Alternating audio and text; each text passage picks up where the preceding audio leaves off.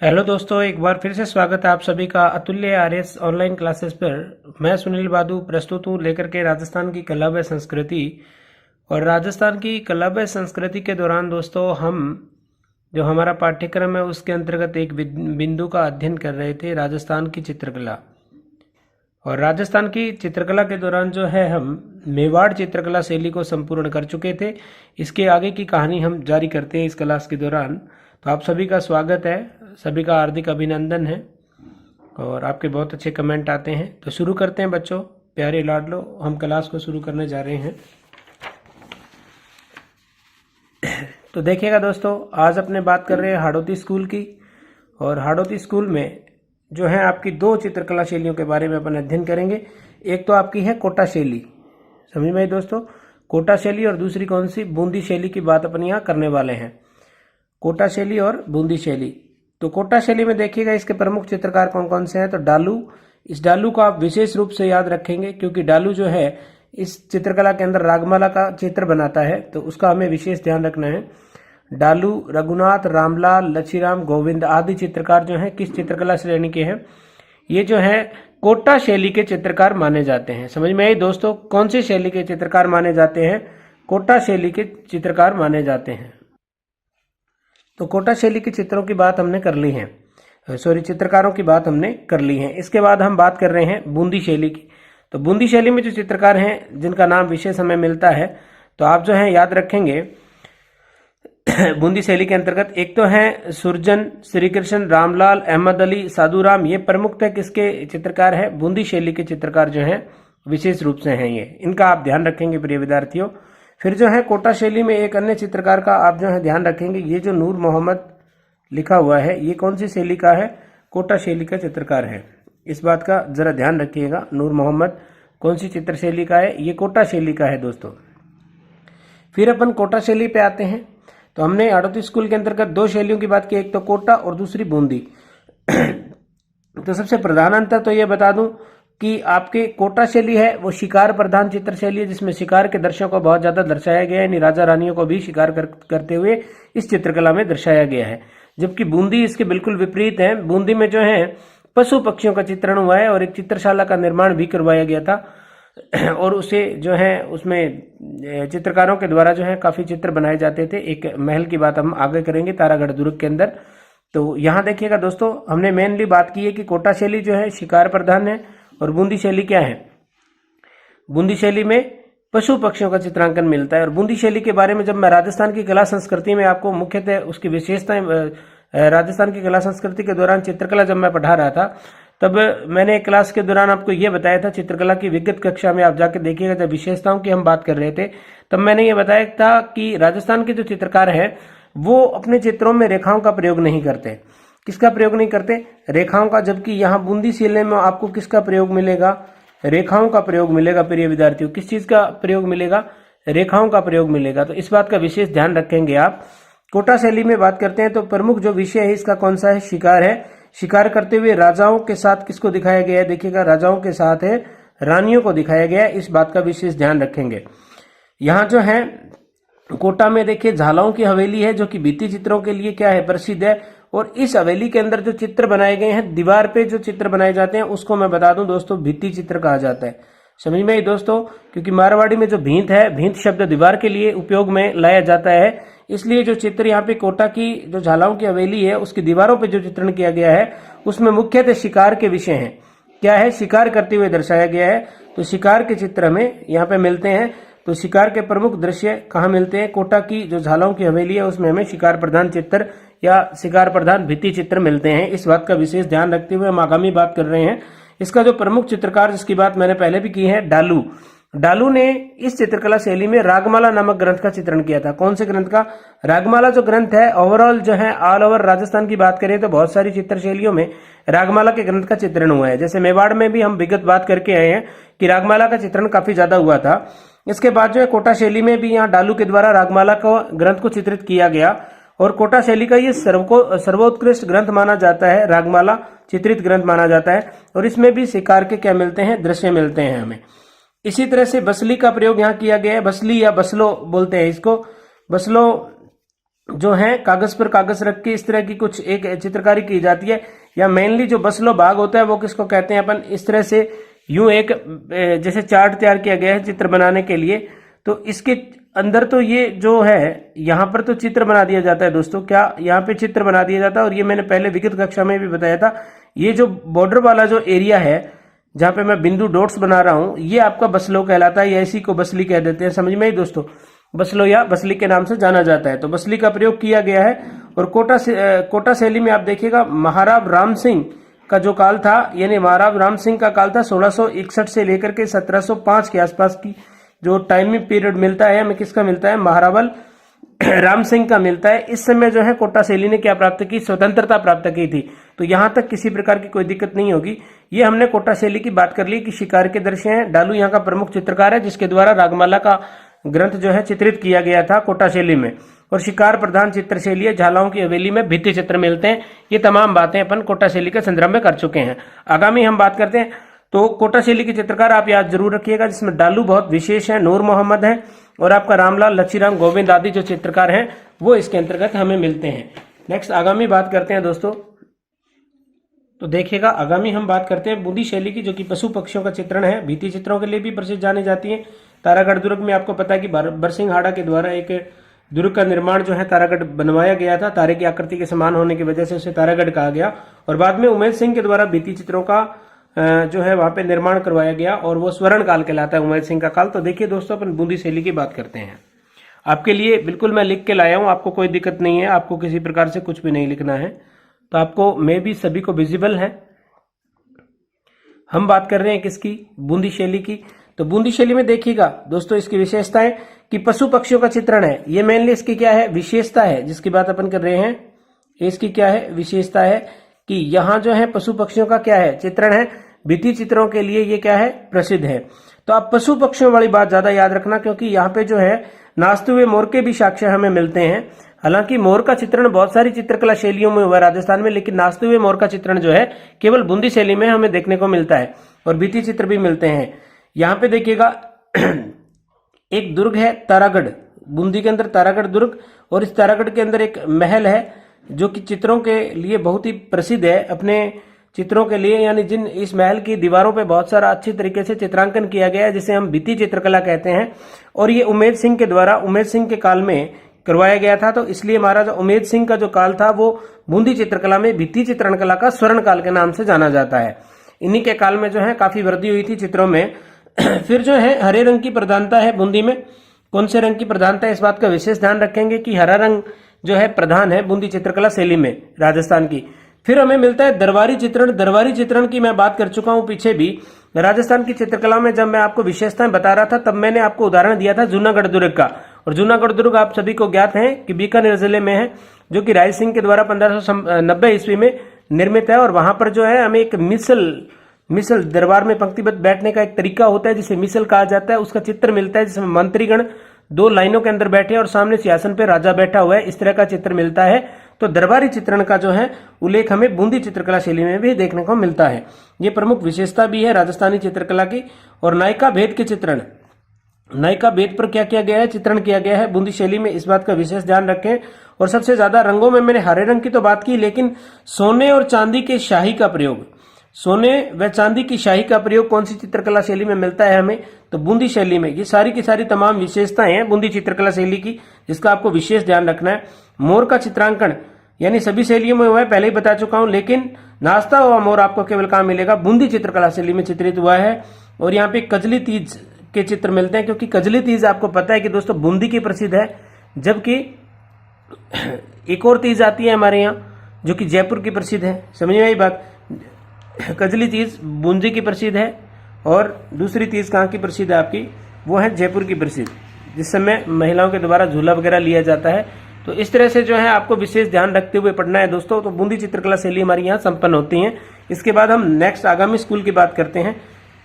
देखिएगा प्रिय विद्यार्थियों, अगर अच्छा लग रहा है तो कमेंट के माध्यम से जरूर बताइएगा। आज मैंने थोड़ा सा तरीका बदला है कि जल्दी से जल्दी आपको करवाया जाए, केवल मैटर लिखित मिले, आपको स्क्रीनशॉट मिले, आप अच्छे से पढ़ें। आपका उज्जवल भविष्य की कामना करते हैं। आपका सफल होना बहुत ही जरूरी है और आपकी जो परिवार है आप पे काफ़ी उम्मीदें लगाए हुए हैं दोस्तों। तो अतुल्य आर्यस ऑनलाइन क्लासेस से आप यूं ही जुड़े रहें।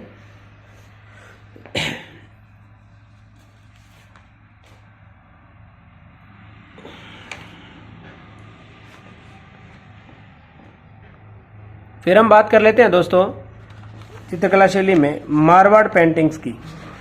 कौन सी? मारवाड़ स्कूल की। तो मारवाड़ स्कूल में आप देखिएगा, आपको मारवाड़ स्कूल ऑफ पेंटिंग दिखाई दे रहा है पूरे अच्छे तरीके से, कोई दिक्कत नहीं है, किसी को अच्छे से दिखाई दे रहा होगा।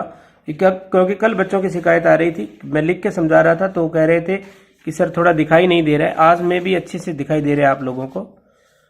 फिर देखते हैं, तो मारवाड़ शैली की बात कर रहे हैं तो मारवाड़ या इसे कहते हैं जोधपुर शैली, और इसके जो प्रमुख चित्रकार है उसकी बात यहाँ पे कर लेते हैं कि इसके कौन कौन से स्कूल है मारवाड़ शैली के और कौन कौन से चित्रकार हैं, उसकी बात अपन यहाँ करने जा रहे हैं। तो सबसे पहले मारवाड़ या जोधपुर शैली के जो चित्रकार है वो है शिवजी, नारायण दास, रतनजी भाटी, छज्जू, सेपू, मतीराम। ये सारे प्रमुख चित्रकार के शैली के हैं, मारवाड़ शैली के या जोधपुर शैली के हैं, जिनके पीछे या तो आपको दास लगा हुआ मिलेगा या भाटी लगा हुआ मिलेगा। वो कौन सी चित्रकला शैली से संबंधित होंगे?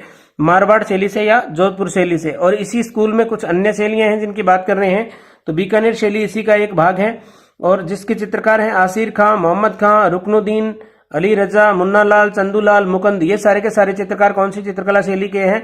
बीकानेर शैली के हैं। इस बात का विशेष ध्यान रखेंगे आप। और किशनगढ़ शैली की बात करते हैं तो इसका सबसे प्रमुख जो चित्रकार था वो निहाल चंद था, जिसने बनी ठनी का चित्र बनाया, और इसे जो है एरिक डिक्सन ने भारत की मोनालिसा कहा था। फ्याज अली का काफी योगदान रहा है इसमें। नागरीदास या सावंत सिंह के कहने पे बनाया था मोनालिसा का चित्र, जो कि एक गणिका थी जिससे प्रेम करते थे निहाल चंद, सावंत सिंह या नागरीदास। नागरीदास, निहाल चंद उनके चित्रकार थे। मोरध्वज, निहाल चंद, मोरध्वज की उपाधि भी दी गई थी बाद में इनको। तो अमरचंद, लाडली दास, सीताराम, बदन सिंह और नावकराम जो है आपके क्या मिलते हैं इसमें? चित्रकार मिलते हैं। समझ में आई दोस्तों? किशनगढ़ शैली के चित्रकारों की बात हम कर रहे हैं। तो अजमेर में जो है एक तो आपको दोस्तों महिला मिलेगी, महिला चित्रकार साहिबा जिसका नाम मिलता है, और दूसरा चित्रकार का नाम मिलता है चांद। इससे पहले हम महिलाओं की बात कर चुके हैं। नाथद्वारा में दो महिलाएं मैंने आपको बताई थी, इलायची, कौन सी? नाथद्वारा में इलायची और कमला। ये दो महिलाएं थी जो कि कहाँ थी? नाथद्वारा में। नाथद्वारा में दो महिला चित्रकार हम पढ़ के आए हैं, इलायची और कमला। मेवाड़ चित्रकला शैली के दौरान अपन ने बात की थी कि जिसपे उदयपुर शैली का जो है प्रभाव पड़ा और ब्रज शैली का प्रभाव पड़ा था, तब एक नई शैली बनी थी नाथद्वारा, जिसकी बात हम विगत कक्षा के दौरान कर चुके हैं। तो आप इस बात का विशेष ध्यान रखेंगे कि अजमेर में जो महिला चित्रकार है उसका नाम हमें साहिबा मिलता है। फिर जो है आगे बढ़ते हैं, तो जोधपुर शैली या मारवाड़ शैली प्रारंभ राम मालदेव के समय में हुआ था। समझ में दोस्तों? मुगल शैली का प्रभाव मोटा राजा उदय सिंह के टाइम इस पे पड़ा। मुगल शैली का प्रभाव मोटा राजा उदय सिंह के समय इस शैली पे पड़ता है। और भागवत पुराण का चित्रण जो है इसमें मिलता है। कृष्ण व राधा का चित्र, विशेष पहनावा मुगलों का यहाँ पे मिलता है हमें देखने को। मोटा राजा उदय सिंह के काल में ही ये सारी चीजें हमें देखने को मिलती है। भागवत पुराण का चित्र है, कृष्ण राधा का चित्र है, विशेषता जो पहनावा आपका मुगलों का उन्होंने धारण कर रखा है चित्रों के अंदर, तो वो काल किसका था? मोटा राजा उदय सिंह का था, मारवाड़ शैली का। उसकी बात हम कर रहे हैं जोधपुर शैली की। इसके बाद जो स्वर्ण काल आता है वो महाराजा मानसिंह का काल आता है, जिन्होंने महामंदिर यानी नाथ संप्रदाय की स्थापना की थी महामंदिर जोधपुर के अंदर। और एक मान प्रकाश नाम से एक पुस्तकालय का भी जो है यहाँ पे उन्होंने निर्माण करवाया था। और इसके बाद जो है नाथ संप्रदाय अपने अस्तित्व में आया। और यहाँ के जो चित्रकार थे महाराजा मानसिंह के समय, मतीराम ने जो है मानसिंह के समय मतीराम ने महामंदिर में रसराज ग्रंथ को चित्रित किया। कौन से ग्रंथ को? रसराज जो ग्रंथ था उसका चित्रण मतीराम ने किया। किसके काल में किया? मानसिंह के काल में, जो कि मारवाड़ चित्रकला शैली का स्वर्ण काल माना जाता है। मानसिंह का जो दरबारी चित्रकार था वो था वीरजी भाटी, जिसने रागमाला का चित्रण जो है यहाँ पे किया है। वीरजी भाटी ने रागमाला का चित्रण, जब मैं डालू की बात कर रहा था तो डालू ने कोटा में रागमाला का चित्र बनाया था, और यहाँ पे वीरजी भाटी के द्वारा मारवाड़ में बनाया गया है। समझ में आई? तो रागमाला की बहुत जगह हम बात कर चुके हैं। मेवाड़ में भी हमने रागमाला की चित्र की बात की थी। तो रागमाला लगभग मैंने पहले ही आपको बता दिया था कि लगभग सभी शैलियों में इसका चित्रण हमें मिलता है। तो सर्वाधिक जो है चित्र कृष्ण लीलाओं का चित्रण मिलता है महाराजा जसवंत सिंह के काल में। यानी मारवाड़ शैली में सर्वाधिक कृष्ण लीलाओं का चित्रण हम देखते हैं तो किसके काल में मिलता है? महाराजा जसवंत सिंह प्रथम के काल में देखने को मिलता है मारवाड़ के अंदर कृष्ण लीलाओं का चित्रण। समझ में आई दोस्तों? मारवाड़ शैली की बात है। और इसमें कंपनी शैली का प्रभाव कब पड़ता है? यानी अंग्रेजी शैली का प्रभाव पड़ा था तख्त सिंह। आपको पता है कि जोधपुर महाराजा तख्त सिंह ने जो है अपने अनाड़ सिंह जो सेनापति था उसको अंग्रेजों की सहायता के लिए भेजा था, और वो बिथोड़ा के युद्ध में 18 सितंबर 1857 को शहीद हो गया था, जो कि तख्त सिंह का सेनापति था। अनाड़ सिंह जोधपुर राज्य की सेना का सेनापति था। तो वो ही तख्त सिंह है जो कि अंग्रेजों के समकालीन शासक थे, और इसी समय जो है इस मारवाड़ या जोधपुर शैली पे कंपनी शैली का प्रभाव पड़ता है। विशेषताएं जो है मारवाड़ शैली की बात कर लेते हैं तो मरुस्थल का चित्रण है, घोड़े का चित्रण है, ऊंट और कुत्ते का चित्रांकन यहाँ पे हमें देखने को मिलता है। विशेष रूप से ढोला मारू का जो चित्रण है यहाँ पे किया गया, जो कि प्रमुख विषय है मारवाड़ चित्रकला शैली का। समझ में ढोला मारू का चित्रण, ढोला और मरमण की प्रेम कथा पर आधारित कहानियां भी बहुत मिलती हैं पश्चिमी राजस्थान में हमें। और पीले रंग की प्रधानता है, तभी मैंने आपको बताया था कि पीले भगवा वस्त्र नाथ संप्रदाय के लोग पहनते हैं जब विशेषताओं की बात कर रहा था। और मान सिंह ने जो है वहां पर महामंदिर जोधपुर का निर्माण करवाया, जो कि प्रधान पीठ है माननाथी पंथों की। और आम के वृक्ष की प्रधानता यहाँ हमें देखने को मिलती है। कौन से? आम भी पीला, रंग भी पीला। समझ में आई दोस्तों, आम भी कैसा पीला होता है और रंग भी कैसा पीला होता है। जबकि मेवाड़ में हम लाल रंग की बात कर रहे थे और बूंदी में हमने हरे रंग की बात की है। बूंदी में हमने हरे रंग के साथ साथ जो है सोने चांदी की शाही के प्रयोग का भी बात कर चुके हैं कि बूंदी में सोने चांदी की शाही का भी प्रयोग हुआ था और हरे रंग का प्रयोग हुआ था। यहाँ मारवाड़ में या जोधपुर में हमने पीले रंग की बात की है, मेवाड़ में हमने लाल रंग की बात की थी। समझ में? और नाथ द्वारा में हमने लगभग प्रकृति के जो चित्रण थे कथई रंग वगैरह उनकी बात की थी। तो इन बातों का विशेष जो है साम्यता स्थापित करके आप इसको समझेंगे और इनमें भिन्नताएं समझने का प्रयास करेंगे प्रिय विद्यार्थियों। में भी आपको अच्छा लग रहा होगा। फिर जो है आगे बात करते हैं। इसी मारवाड़ स्कूल में हम आगामी चित्रकला की बात करते हैं तो हमारे पास आती है दोस्तों बीकानेर शैली। बीकानेर शैली का जो प्रारंभ माना जाता है वो राय सिंह के काल में माना जाता है और रागमाला ग्रंथ का चित्रण भी इन्हीं के काल में हुआ था। और इस समय किसके द्वारा किया गया? नूर मोहम्मद के द्वारा किया गया था इसका चित्रण। इस बात का विशेष ध्यान रखेंगे, किसके द्वारा किया गया? नूर मोहम्मद के द्वारा किया गया। यहाँ पे रागमाला के चित्र का जो चित्रण है वो किसके द्वारा? नूर मोहम्मद के द्वारा। किसके काल में? राय सिंह के काल में। तो यहाँ पे रागमाला के सेट को आप याद रखेंगे कि रागमाला का जो ग्रंथ है उसका चित्रण किसके द्वारा किया गया? तो नूर मोहम्मद जो चित्रकार था उसके द्वारा राय सिंह के काल में इसका चित्रण किया गया। इसी तरह से मैंने मारवाड़ में आपको बताया था दोस्तों कि जो वीरजी भाटी है उसके द्वारा रागमाला का जो ग्रंथ का है वो चित्रण किया गया था और मान सिंह के काल में किया गया था। इस बात का आप विशेष ध्यान रखें। इसी तरह से मैंने चावड़ शैली के दौरान आपको बताया था कि अमर सिंह का जो काल था उस समय रागमाला का चित्र निसारुद्दीन नामक चित्रकार ने 1605 में चित्रित किया था। इससे पहले हमने कोटा में बात की, रागमाला का चित्रण डालू ने किया था। तो इन बातों का आप विशेष ध्यान रखेंगे क्योंकि यहां से प्रश्न बनता है कि किस काल में किसने जो है इस चित्र का चित्रांकन किया। फिर आगे बढ़ते हुए सर्वाधिक जो प्रभाव है बीकानेर शैली पे किसका है? मुगल शैली का है। सर्वाधिक प्रभाव बीकानेर शैली पे कौन सी शैली का पड़ा? तो मुगल शैली का पड़ता है दोस्तों। इस बात का विशेष ध्यान रखेंगे। फिर जो है स्वर्ण काल किसके काल में था? तो अनूप सिंह के काल में था। अनूप सिंह ने संगीत पे, चित्रकला पे कुछ ग्रंथों का भी निर्माण करवाया था और जो है उस समय काफी अपने चरमो उत्कर्ष पर थी बीकानेर की जो चित्रकला है। तो इसलिए जो है इनका काल क्या कहलाता है? बीकानेर शैली में स्वर्ण काल कहलाता है। तो सर्वाधिक चित्रकार जो थे उनको संरक्षण देने का प्रयास भी इन्होंने किया और बहुत ज्यादा काम किया था चित्रकारी पे। अपने यहाँ काफी कलाकारों को जो है संरक्षण इन्होंने प्रदान किया था। इसलिए जो है इनका काल क्या कहलाता है? स्वर्ण काल कहलाता है। और फिर जो है इनके काल की जो प्रमुख घटना है वो उस्ता कला है, मथेरण कला है। समझ में दोस्तों। और इस पे सर्वाधिक जो प्रभाव है द्रविड़ शैली का भी बताया जाता है। सर्वाधिक प्रभाव द्रविड़ शैली का भी बताया जाता है उस समय मथेरण या उस्ता कला में। फिर हम आगामी बात करते हैं प्रमुख विशेषताओं की। तो तिथि व हस्ताक्षर अंकित चित्र। तिथि व हस्ताक्षर अंकित, जब मैं राजस्थान की विशेषताएं चित्रकला की आपको प्रेषित कर रहा था उस दौरान मैंने बताया था कि राजस्थान में जो चित्रकार हुए हैं वो अपने जो ग्रंथ है उन पे हस्ताक्षर वगैरह तिथि वगैरह नहीं लिखा करते थे। और अपवाद स्वरूप मैंने दो आपको चित्रकला शैलियों के नाम बताए थे। वहां पे एक तो शेखावाटी और दूसरा मैंने नाम आपको जो है प्रेषित किया था वो किया था बीकानेर। तो बीकानेर और शेखावाटी दोनों के ही चित्रकार जो है अपने जो चित्रित ग्रंथ है उनपे तिथि और हस्ताक्षर दोनों का प्रयोग किया करते थे। और इसी तरह से मैंने आपको बताया कि बूंदी के जो चित्रकार है अपने चित्रों में रेखाओं का प्रयोग किया करते थे। ये विशेष रूप से मैंने आपको नोट में बताया था। तो यहाँ पे याद रखिएगा कि ऊंट की खाल पे चित्रण किया जाता है, ये भी इसकी प्रमुख विशेषता है। काष्ठ पट्टिकाओं यानी लकड़ी की जो पट्टियां होती हैं उनको जोड़ करके जैसे डिजाइन बनाया जाता है तो काष्ठ पट्टिकाओं पे चित्र उकेरे जाते हैं। और भित्ति चित्रकला यहाँ की प्रमुख विशेषता है। हालांकि भित्ति इतना ज्यादा प्रमुख यहाँ का नहीं है जितना कि हमने बूंदी में देखा। तो बूंदी में तो काफी ज्यादा था। और फिर जो है घोड़े पर सर्वाधिक चित्र, यानी घोड़े पे सर्वाधिक चित्रांकन इन्होंने किया है। यानी घोड़े का चित्र जो है हमें बीकानेर शैली में सर्वाधिक मिलता है। इस बात का विशेष ध्यान रखेंगे। फिर जो है इसी का पार्ट मारवाड़ शैली का हम बात करते हैं। इससे पहले थोड़ा सा मैं बता दूं बीकानेर के बारे में एक बार पुनः जो है अवगत करवा देता हूं कि बीकानेर का जो आरंभ है बीकानेर चित्रकला शैली का वो राय सिंह के काल में होता है और रागमाला का ग्रंथ भी राय सिंह के काल में नूर मोहम्मद के द्वारा बनाया जाता है। सर्वाधिक जो प्रभाव है मुगल शैली का, स्वर्ण काल अनूप सिंह का काल जो है वो स्वर्ण काल माना जाता है बीकानेर शैली का। इस बात का विशेष ध्यान रखते हुए हम आगे बढ़ते हैं, किशनगढ़ शैली की बात करते हैं।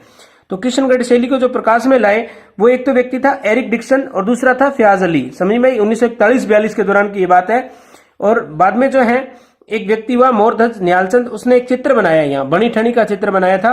मूल नाम जिसका क्या था, विष्णु प्रिया मिलता है हमें। और सावन सिंह जो कि किशनगढ़ के शासक थे, बाद में अपना राजपास जो है उन्होंने त्याग दिया और सन्यासी बन गए थे, अपना नाम नागरीदास रख दिया और अपनी प्रेयसी के साथ जो है उसको राधा समझते थे, विष्णु प्रिया को, और खुद को जो है कृष्ण भगवान समझते थे। इस तरह का हमें उल्लेख मिलता है। और उनका चित्र बनाया था किसने, मोरध्वज न्यालचंद ने, जिसे एरिक डिक्सन ने क्या कहा, मारवाड़ की मोनालिसा कहा। क्या कहा, मारवाड़ की मोनालिसा या भारत की मोनालिसा भी कहा जाता है। मोनालिसा जो है यूरोप की कृति है, लियोनार्डो दा विंची के द्वारा चित्रित है, जिसे हम मोनालिसा के नाम से जानते हैं। तो मोनालिसा से तुलना की है किसने, एरिक डिक्सन ने। कौन से चित्र की है, तो बनी ठनी के चित्र की। उसका चित्रकार कौन है, तो मोरध्वज न्यालचंद के द्वारा जो है, मोरध्वज निहालचंद, जो कि निहालचंद तो उनका नाम था लेकिन मोरध्वज उनकी एक उपाधि थी जो कि नागरीदास के द्वारा उन्हें दी गई थी। तो यहाँ पर जो कुछ हमें मुख्य विशेषताएं मिलती हैं, तो बनी ठनी के चित्र पे आप तो एक ये याद रखेंगे कि 1973 में एक डाक टिकट जारी किया था भारत सरकार के द्वारा बनी ठनी पर। फिर जो है हम बात करते हैं यहाँ की विशेषताओं की, किशनगढ़ चित्रकला शैली की। तो वस्त्र जो है हमें पारदर्शी मिलते हैं।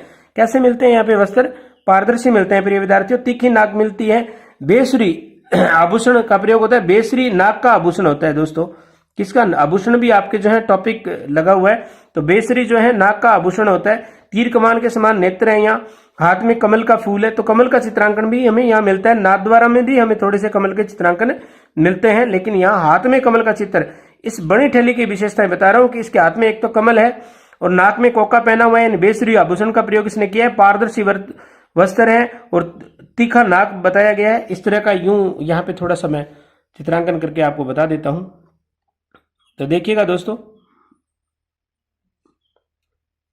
इस तरह से यूं महिला की ये चित्रकारी की गई है और इसके नाक पर यहाँ जो किया है बेसुरी का अंकन है। और इस तरह से इसने अपने हाथ में एक जो है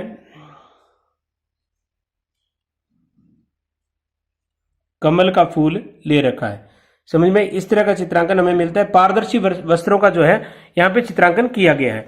फिर जो है हम आगे बढ़ते हैं और न्यालचंद द्वारा राधा के रूप में चित्रित किया गया था इसको, बनी ठनी को। इस बात का विशेष ध्यान रखेंगे।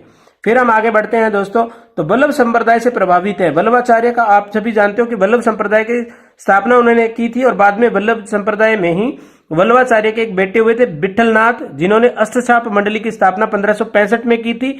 और उस दौरान ऐसा माना जाता है कि 4 शिष्य उसमें वल्लभाचार्य के थे और 4 शिष्य ही विठलनाथ के थे। और नौका विहार के चित्रण इस तरह से यूं नौकाएं चलाते हुए, ये नौका बनाई है मैंने दोस्तों, कोशिश की है। और यहाँ जो है ये मान लीजिए कि नौका चलाने वाला व्यक्ति है और नौका चला रहा है और झील के अंदर चल रही है। ये झील का चित्रण है। बतख का चित्र हमें मिलता है, नाव का मिलता है, नाविक का चित्र मिलता है इस चित्रकला शैली में। कौन सी की बात कर रहे हैं हम, किशनगढ़ चित्रकला शैली की। तो ये कांगड़ा शैली से प्रभावित है। इस बात का विशेष ध्यान रखेंगे कि कांगड़ा शैली का प्रभाव कौन सी चित्रकला शैली पे, किशनगढ़ शैली पे सर्वाधिक। समझ में आई। फिर जो है चांदनी रातों की संगोष्ठी, ये बेहतरीन चित्र है इस किशनगढ़ चित्रकला शैली का। चांदनी रात की संगोष्ठी अमरचंद के द्वारा चित्रित है। किसके द्वारा, अमरचंद के द्वारा इसको चित्रित किया गया है। समझ में आई दोस्तों। तो अमरचंद ने चांदनी रात की संगोष्ठी नामक चित्र का चित्रांकन किया है। कौन सी चित्रकला शैली में, किशनगढ़ चित्रकला शैली में। इस बात का विशेष ध्यान रखेंगे। और चांदनी रात की संगोष्ठियों वाला चित्र 2-3 बार पूछा जा चुका है। और बनी ठनी तो निरंतर 1-2 पेपर छोड़ करके हर दूसरे-तीसरे पेपर में पूछा जाता है। जिस पेपर के सिलेबस में हमारे राजस्थान की चित्रकला लगती है वहां लगभग पूछा जाता है। या तो मोरध्वज न्यालचंद को पूछ लिया जाता है, या सावंत सिंह का वास्तविक नाम, या नागरीदास दे देते हैं, वास्तविक नाम पूछ लेते हैं। और एरिक डिक्सन और फयाज अली के बारे में भी पूछ लेते हैं। और इसी तरह से भी प्रश्न पूछा हुआ है कि राजस्थान की मोनालिसा या भारत की मोनालिसा निम्नलिखित में से किस चित्र को कहा जाता है, तो बनी ठनी के चित्र को कहा जाता है। इस बात का विशेष ध्यान रखेंगे। फिर हम आगे बढ़ते हैं दोस्तों, देखिएगा। फिर हम बात करेंगे ढूंढाड़ स्कूल की। तो ढूंढाड़ स्कूल में आमेर स्कूल आता है, अलवर स्कूल आता है, आपका जयपुर आता है, और उनियारा वाली जो चित्रकला शैली है वो आती है। उसकी बात अपन अभी कर लेते हैं दोस्तों। तो देखिएगा आप सभी को विजिबल है ढूंढाड़ स्कूल। ये आपकी एक तो इसमें आमेर शैली आती है, दूसरी जयपुर शैली, अलवर शैली और उनियारा शैली। तो सबसे पहले तो 4 शैलियों को याद रखना है कि ये किस स्कूल की है, तो ढूंढाड़ स्कूल की है, समझ में आई दोस्तों। और आमेर शैली की बात कर लेते हैं सबसे पहले। इसके जो प्रमुख चित्रकार हुए हैं वो है पुष्पदंत, मुरली और हुक्काचंद। इसका विशेष ध्यान रखेंगे कि पुष्पदंत का प्रश्न काफी बार पूछा हुआ है और मुरली का, तो मुरली और पुष्पदंत का आप विशेष रूप से याद रखेंगे, ठीक है। पुष्प डालकर मुरली जो है हुक्का पीता था, इस तरह की ट्रिक से आप याद रख सकते हैं, यानी फूल डाल करके मुरली हुक्का पीता था, समझ में आई। तो इस बात को याद रखें कि ये तीनों चित्रकार आमेर शैली के हैं। यानी पुष्पदंत जो है, मुरली जो है पुष्प डालकर हुक्का पीता था, कहाँ पीता था, आमेर में पीता था। तो ये तीनों चित्रकार इसके हो गए हैं। प्राकृतिक रंगों का विशुद्ध प्रयोग, यानी शुद्ध रूप से प्रयोग किया गया है। प्रारंभ जो है मिर्जा राजा मानसिंह के समय जो है 2 प्रमुख चित्र हैं मिर्जा राजा मानसिंह के समय के, वो भी देख लीजिए। प्रारंभ मिर्जा राजा मानसिंह के समय है, 2 प्रमुख चित्र है। एक तो रजबनामा, रजबनामा अकबर के काल में माना जाता है, यानी मानसिंह और अकबर का काल सेम ही था। आदि पुराण का चित्र पुष्पदंत, आदि पुराण का चित्र किसके द्वारा बनाया गया है, पुष्पदंत ने कौन सा चित्र बनाया, आदि पुराण। समझ में, इस बात का विशेष ध्यान रखेंगे। किसके काल में बनाया था, मानसिंह के टाइम में पुष्पदंत के द्वारा बनाया गया चित्र है। विकसित करता कौन था, मिर्जा राजा जयसिंह था। कौन था, मिर्जा राजा जयसिंह। स्वर्ण काल भी किसका काल था, मिर्जा राजा जयसिंह का। और बिहारी सतसई का चित्रण भी मिर्जा राजा जयसिंह के काल में हमें देखने को मिलता है। बिहारी ने जो है 813 दोहे लिखे थे, 813 दोहे लिखे थे और बिहारी सतसई की रचना की थी। और इसकी प्रत्येक दोहे पर एक अशरफी जो है मिर्जा राजा जयसिंह के द्वारा उसे दी गई थी। बाद में नवोडा रानी के साथ वो जो है व्यस्त था, उस समय कुछ दोहा भी बोला था, अली कली सोबिन्यो आगे कौन हवाल, इस तरह का दोहा हिंदी साहित्य में हमें देखने को मिलता है। उसकी बात हिंदी साहित्य की न करते हुए हम आगे बढ़ते हैं दोस्तों। तो मुगल शैली का सर्वप्रथम प्रभाव, अगर पूछा जाए राजस्थान में विशेष प्रश्न बनता है कि मुगल शैली का सर्वप्रथम प्रभाव कौन सी शैली पे पड़ा, तो आपकी आमेर शैली पे पड़ा दोस्तों। कौन सी शैली पे, आमेर शैली पे पड़ता है। फिर जो है भित्ति चित्रण, राजस्थान में सर्वप्रथम बात करते हैं तो आमेर शैली में, लेकिन बाद में जो है आमेर शैली से ज्यादा बेहतरीन जो है कहाँ बने, बूंदी में बने और शेखावाटी में भित्ति चित्र, यानी शेखावाटी की जो मैनसर के आसपास या झुंझुनू के आसपास की हवेलियां हैं वो अपने भित्ति चित्रों के लिए प्रसिद्ध है, इसीलिए उनको ओपन आर्ट गैलरी के नाम से भी जाना जाता है। उस चित्र को ओपन आर्ट गैलरी के नाम से भी। तो बूंदी और शेखावाटी चित्र भी विशेष रूप से भित्ति चित्र में प्रसिद्ध है। लेकिन सबसे पहले भित्ति चित्र की बात करते हैं तो आमेर शैली में हमें देखने को मिलते हैं। आमेर के दुर्ग में भी हमें भित्ति चित्र उस समय के देखने को मिलते हैं। इसके बाद बात करते हैं जयपुर शैली की। तो जयपुर शैली का जो प्रमुख चित्रकार था, इसको याद रखेंगे दोस्तों, प्रश्न पूछा हुआ है साहिब राम के बारे में कि ईश्वरी सिंह का इन्होंने चित्र बनाया था, वो पूछ लिया गया था प्रश्न। साहिब राम, शालिग्राम, लालचंद, रामजी राम, गंगा बख्श, रघुनाथ, ये जो है मोहम्मद शाह भी इसके अंतर्गत शामिल है। तो ये सारे चित्रकार जो हैं कौन सी शैली के हैं, आपकी जयपुर शैली के हैं। इस बात का विशेष ध्यान रखेंगे। शायद सभी को दिखाई दे रहा है फॉन्ट, तो अगर फॉन्ट दिखाई नहीं दे रहा है तो थोड़ी सी क्वालिटी बढ़ा लीजिए दोस्तों, कोई दिक्कत नहीं है। 15-20 मिनट में आपका कोई फर्क नहीं पड़ने वाला है, हम तो केवल आधा घंटा मांगते हैं आपसे। इस बात का विशेष ध्यान रखिए, आपके लिए ही हम प्रयासरत हैं और हमारा आपस में भावात्मक प्रेम है। आप हमारे भाई बहन हैं और हम चाहते हैं कि हर एक बच्चे का जो कि फीस देने में सक्षम नहीं है, रीट में सिलेक्शन हो। इसके बाद जो है आगे बढ़ते हैं दोस्तों। तो जयपुर शैली के चित्रकारों की बात की, आरंभकर्ता सवाई जयसिंह था। दरबारी चित्रकार इसका कौन था, मोहम्मद शाह था। सवाई जयसिंह का दरबारी चित्रकार मोहम्मद शाह था और सूरत खाना विभाग का इसने निर्माण करवाया था। और यह किस पे करवाया था, सूरत खाना जो विभाग है इसका निर्माण कहाँ पे करवाया था, तो चंद्र महल या सिटी पैलेस में करवाया था। कहाँ करवाया था दोस्तों, चंद्र महल अथवा सिटी पैलेस में करवाया गया था।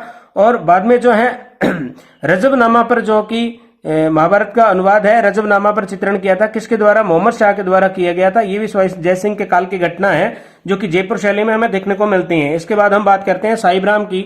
साहिब राम ने व्यक्ति चित्रण शाइब शैली में, यानी शाइब शैली में दक्षता ये सवाई ईश्वरी सिंह का, सवाई ईश्वरी सिंह शासक हुए जयपुर के, जिन्होंने मराठों के कर की वजह से ईसरलाट या सरगासुली जो कि त्रिपोलिया बाजार जयपुर में बनी हुई है, वहां से कूद करके अपनी आत्महत्या कर ली थी। तो उस दौरान की बात हम करते हैं। उनका चित्र जो है आदमकद चित्र बोलते हैं दोस्तों। एक तो आधा चित्र होता है, इसे मान लीजिए कि कोई व्यक्ति है, तो हम बात कर रहे हैं किसकी, सवाई ईश्वरी सिंह की। मैंने आपको बात बताया कि मराठों का इस पे कर हो गया था बहुत ज्यादा, और बाद में जो है त्रिपोलिया बाजार में ईसरलाट या सरगासुली का निर्माण इसके द्वारा करवाया गया था, जिससे इसने कूद करके 3 रानियों ने भी आत्महत्या की थी और इसने आत्महत्या कर ली थी, ऐसा विवरण हमें देखने को मिलता है।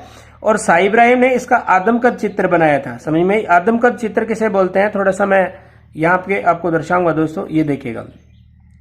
जैसे मान लीजिए कि हमको चित्र बना रहे हैं, थोड़ा सा जगह के अभाव की वजह से हम थोड़ा सा यहाँ देख लेते हैं कि आदमकद चित्र किसे बोलते हैं। तो एक चित्र बना रहे हैं अपने, थोड़ा सा रफली, इतना अच्छा चित्रकार नहीं हूँ, थोड़ा देखने का प्रयास कीजिएगा। इस तरह से यूँ मान लीजिए कोई व्यक्ति है, उसका चित्र बनाया, ये कोई व्यक्ति है, यूँ इसके कान वगैरह बना दिए, बाल वगैरह हमने बना दिए हैं, और थोड़ा बहुत इसको कॉलर वगैरह भी पहना देते हैं, थोड़ा हार श्रृंगार जरूरी है आज के टाइम में। तो इस तरह से यूँ कॉलर वगैरह हमने बना दिया। समझ में दोस्तों? तो ये तो जो है आपका चित्र हो गया, और ये चित्र चलते थे पहले, लेकिन ईश्वरी सिंह का जो चित्र बनाया इसने, शाह इब्राहिम ने, तो वो क्या है कि पूर्ण चित्र बनाए, यानी ये धड़ तो आपकी आ गई और साथ में क्या आ गए, पैर भी इसके पूरे बना दिए गए थे। यानी पैर इस तरह से यूं मान लीजिए इसे पैंट वगैरह बना दी, यूं इसके आगे पैर हो गए, यूं हाथों का जो है यूं इस तरह से पूर्ण चित्र बनाया, तो उसको हम आदमकद चित्र के नाम से जानते हैं।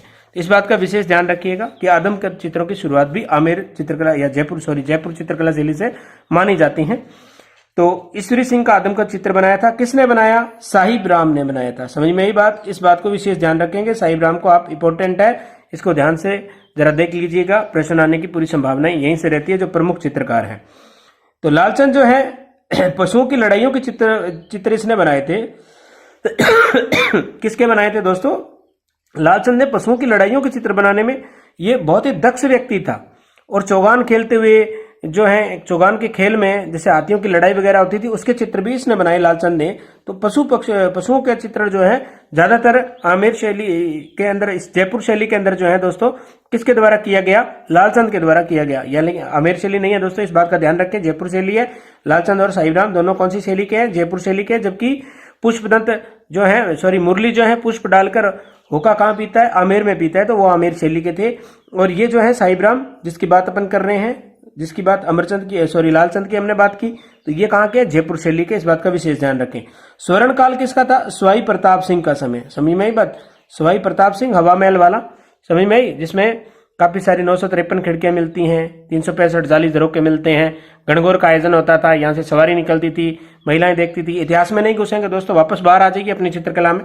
आगे बढ़ते हैं। सवाई जगत सिंह सेकंड के काल में 1818 में जब संधि हुई, तो कंपनी शैली का प्रभाव पड़ गया। किस पे पड़ गया? अभी कंपनी शैली का प्रभाव जयपुर शैली पे। समझ में बात दोस्तों? और सवाई राम सिंह सेकंड जो कि 1876 में जयपुर को गुलाबी रंग से जिन्होंने रंगवाया था, और वैसे जो है सबसे पहले स्टेनले रीड के द्वारा इसे पिंक सिटी कहा गया था। जयपुर को स्टेनले रीड के द्वारा पिंक सिटी के नाम से जयपुर को संबोधित किया गया था सर्वप्रथम। इस बात का विशेष ध्यान रखें। फिर हम आगे बढ़ते हैं दोस्तों। फिर थोड़ी सी हम बात करेंगे अलवर शैली की। इसी के साथ जो है हमारा ये टॉपिक आज संपन्न हो जाएगा। राजस्थान की चित्रकला का मैंने विशेष रूप से लिख करके आपको करवाने का प्रयास किया है। आप बुरा मत समझिएगा, क्योंकि टाइम का अभाव है आपके पास। अगर आप चाहते हो तो एक एक चीज को मैं लिख करके और ज्यादा और व्यापक स्तर में बता सकता हूं, लेकिन जो इंपॉर्टेंट चीजें थी वो मैंने आप तक प्रेषित कर दी हैं। फिर जो बात करते हैं अलवर शैली की, तो अलवर शैली का जो प्रारंभ हुआ राव प्रताप सिंह के समय में हुआ। कब हुआ? प्रताप सिंह के समय में। और कब हुआ? 1775 में। समझ में आई? तो डालू राम यहाँ का भी चित्रकार है। डालू को हमने कोटा में भी पढ़ा है और डालू राम को हमने अलवर में भी पढ़ा है। डालू राम ने अलवर में कुछ चीजें बनाई, जो कि भित्ति चित्र बनाए थे। अलवर में भित्ति चित्र का जो है चित्रांकन करता है डालू। ये डालू अलग है, कोटा वाला डालू अलग था जिसने रागमाला का चित्रण किया था। इस बात का विशेष ध्यान रखें। यहाँ डालू राम भित्ति चित्र बना रहा है। और ये डालू और शिव कुमार ही जयपुर से अलवर आए थे सबसे पहले राव प्रताप सिंह के समय, और इन्होंने अलवर शैली का आगाज किया था। समझ में आई? प्रताप सिंह के टाइम में जो है ये 1775 के आसपास की घटना है जब ये अलवर शैली प्रारंभ हुई। तो आरंभिक जो चित्र है वो राजगढ़ दुर्ग में मिलते हैं। राजगढ़ दुर्ग आप सभी को ज्ञात है कि अलवर में है।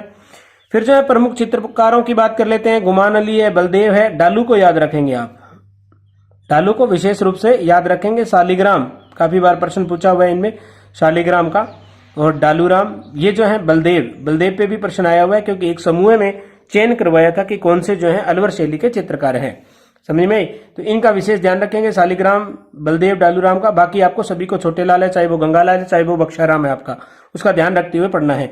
विशेषता क्या थी? हाथी दांत पर चित्रांकन मिलता है और किसके द्वारा किया गया था? मैंने एक चित्रकार बताया, ये देखिए मूलचंद सोनी के द्वारा हाथी दांत पे यहाँ पे चित्रण किया गया है। समझ में आई? बसलो चित्रण का प्रयोग यानी बॉर्डर पर चित्रण, मैं बता चुका हूं बॉर्डर पर चित्रण बसलो वाला इस तरह से आपको बताया था। तो बॉर्डर पर चित्रण जो है यहाँ पे अलवर शैली में हमें देखने को मिलता है। यशोगान के चित्र मिलते हैं, यशोगान के चित्र मिलते हैं, वेश्याओं के चित्र मिलते हैं, यानी गणिकाओं के जो चित्र हैं अलवर शैली में हमें देखने को मिलते हैं। ये प्रश्न बहुत बार राजस्थान पुलिस में पूछा हुआ है कि गणिकाओं के चित्र यानी वेश्याओं के चित्र जो है हमें कौन सी चित्रकला शैली में मिलते हैं? तो अलवर चित्रकला शैली में मिलते हैं। और मुगल शैली का सर्वाधिक प्रभाव था इस शैली पर। कौन सी शैली पर? मुगल शैली का जब आमेर में प्रभाव था तो आमेर की ही उपशैली है, जयपुर की ही उपशैली इस अलवर शैली को माना जाता है, इसलिए यहां पर भी क्या पड़ेगा? मुगल शैली का प्रभाव सर्वाधिक रहेगा। समझ में ही दोस्तों। और जेवरातों की शाही का प्रयोग, सोने चांदी की शाही का प्रयोग हमने बूंदी में पढ़ा था, जेवरातों की शाही देख लेना दोस्तों अलवर में है। सोने चांदी की शाही हमने कहां पढ़ी थी? बूंदी में पढ़ी थी, लेकिन जेवरातों की कहां पढ़ रहे हैं? अलवर में पढ़ रहे हैं। इस बात का विशेष ध्यान रहे। स्वर्ण काल जो है विनय सिंह का काल था। समझ में आई?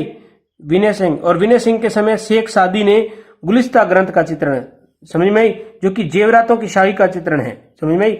जेवरातों की शाही से चित्रण किया है, गुलिस्ता ग्रंथ का किया है। किसने किया है? शेख सादी ने किया है। किसके काल में? अलवर महाराजा विनय सिंह के काल में। समझ में आई? विनय सिंह की घटनाएं आप सभी को याद होगी। मूसी महारानी, मूसा महारानी। उनियारा शैली की बात कर लेते हैं थोड़ी। तो उनियारा शैली में देखिएगा, ये एक ठिकाना था जयपुर का, जयपुर का ठिकाना था और वर्तमान में कहाँ है? टोंक में है। समझ में आई? इसी तरह से जब अपने जो है एकीकरण पढ़ते हैं, राजस्थान का जब एकीकरण पढ़ते हैं तो हमारे सामने एक जो है ठिकाना आता है। कौन सा ठिकाना? तो एक ठिकाना आता है जिसका नाम हमें लावा मिलता है। उसकी कुछ कहानी ऐसी है। समझ में आई? तो लावा ठिकाना यानी वर्तमान जो कि जयपुर राजा का ठिकाना का हिस्सा था उनियारा शैली में। उनियारा एक ठिकाना था और प्रभाव जो है बूंदी व जयपुर शैली का प्रभाव इस पे सर्वाधिक है, उनियारा शैली पे। इस बात का विशेष ध्यान रखेंगे। तो इसी के साथ जो है आपकी चित्रकला संपन्न होती है दोस्तों। तो आप अतुल्य आर्यस ऑनलाइन क्लासेस से यूं ही जुड़े रहें। तब तक के लिए जय हिंद, जय भारत। और अच्छे से कमेंट में जरूर बताना दोस्तों कि आपको ये तरीका कैसा लगा। बस आपका हित हो, यही हमारा उद्देश्य है। आप हमेशा उत्तीर्ण हो, हर परीक्षा में आपके हमारा पढ़ाया हुआ काम आए। हर आदमी सीखता है, सिखाता रहता है, जीवन का यही लक्ष्य है। और हमारे सभी के अपने अपने लक्ष्य है मनोवांछित, जो सभी के पूर्ण होंगे। तो जय हिंद, जय भारत।